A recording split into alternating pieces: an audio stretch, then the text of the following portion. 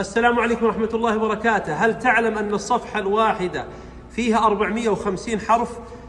الحرف ب10 حسنات إلى أضعاف كثيرة، يعني 4500 إلى أضعاف كثيرة في الصفحة الواحدة. نحن اليوم 23 رمضان 1444 في آخر ساعة من آخر جمعة من رمضان.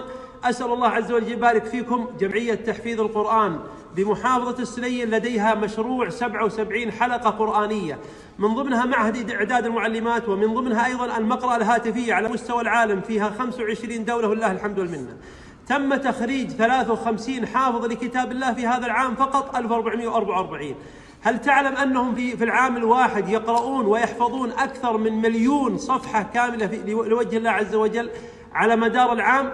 كم فيها من الأجور والحسنات؟ فقط بدعم 89 ريال ستساهم في هذه الجمعية وفي هذه المشاريع العظيمة.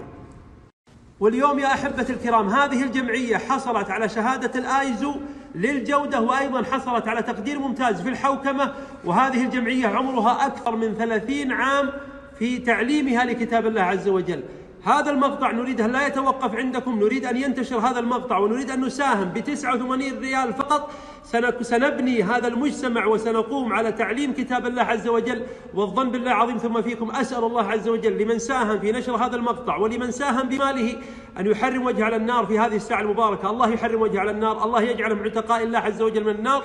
انشر وساهم بمالك، لا حرمك الله الأجر.